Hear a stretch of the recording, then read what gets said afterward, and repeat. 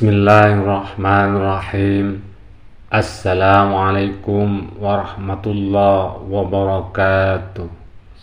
Syukur alhamdulillah, kita masih bisa berjumpa kembali di channel ini dalam keadaan sehat walafiat.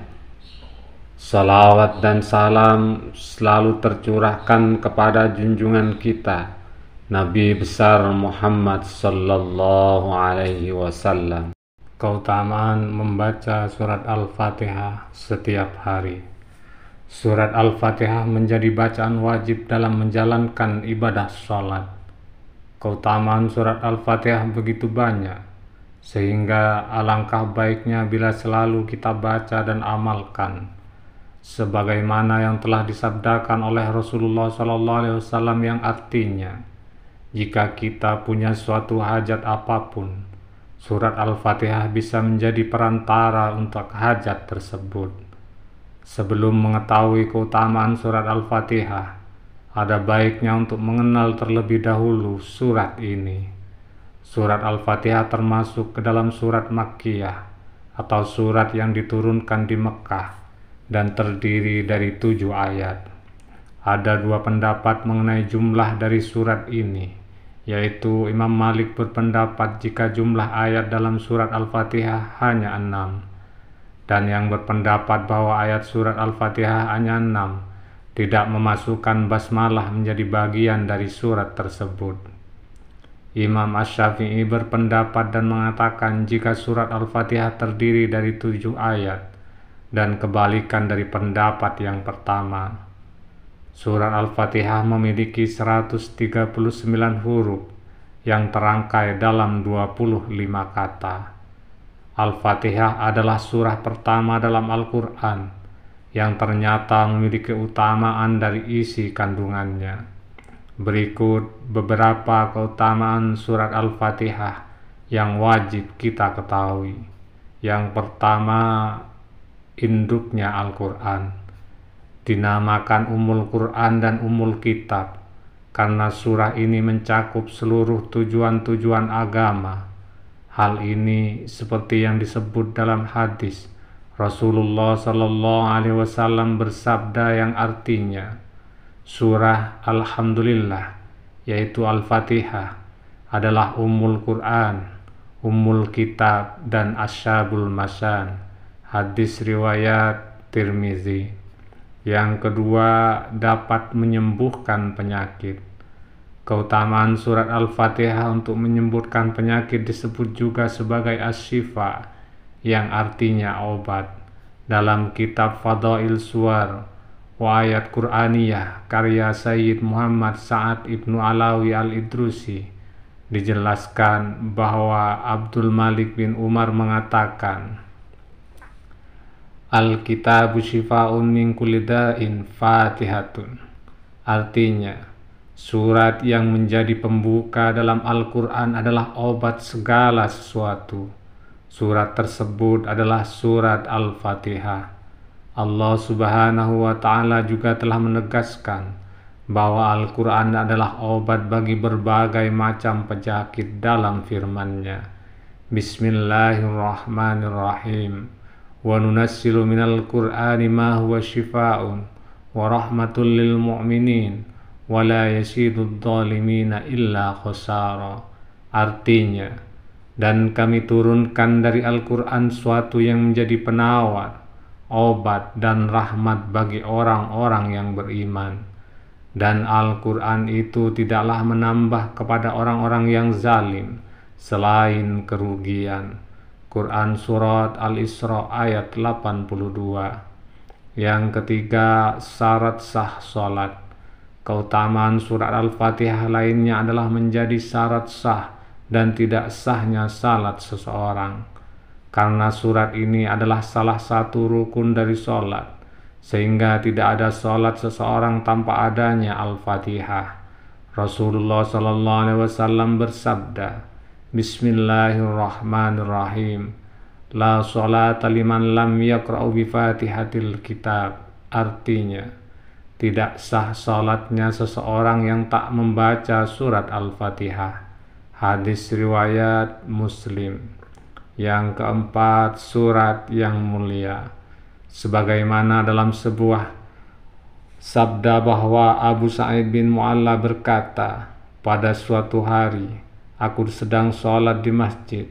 Selain sholat, aku dipanggil Rasulullah Sallallahu Alaihi Wasallam.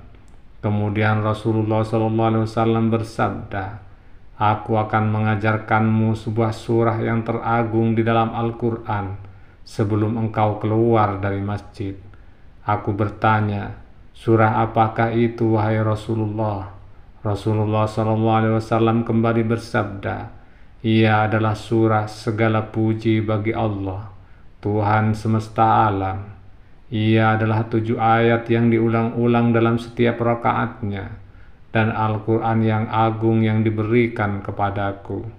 Hadis riwayat Bukhari, Abu Daud, dan Nasai.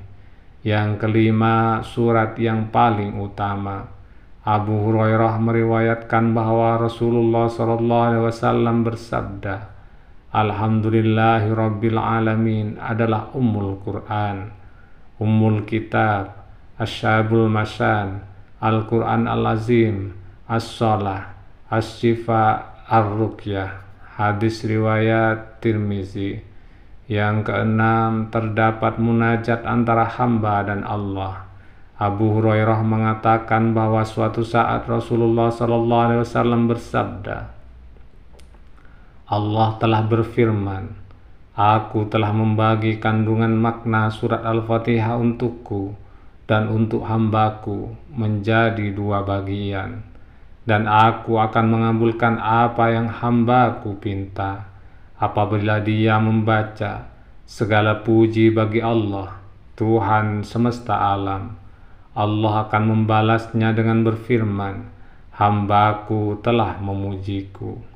Apabila dia membaca, Zat yang maha pemurah lagi maha penyayang, Allah berfirman, hambaku telah memujiku. Apabila dia membaca, yang menguasai di hari pembalasan, Allah berfirman, hambaku telah mengagungkanku. Apabila dia membaca, hanya engkaulah yang kami sembah, dan hanya kepada engkaulah kami meminta pertolongan. Allah berfirman, ini adalah urusan antara aku dan hambaku, dan aku akan mengabulkan apa yang hambaku pinta. Apabila dia membaca, tunjukilah kami jalan yang lurus, yaitu jalan orang yang telah engkau beri nikmat, iman kepada mereka, bukan jalan mereka yang dimurkai, dan bukan pula jalan yang mereka sesat. Allah berfirman, ini adalah untuk hambaku, dan dia akan mendapatkan apa yang dia pinta. Hadis riwayat Muslim, Abu Daud, Tirmizi, Nasai, dan Ibnu Majah. Yang ketujuh, surat untuk meruqyah. Keutamaan surat Al-Fatihah dapat dijadikan sebagai surat ruqyah.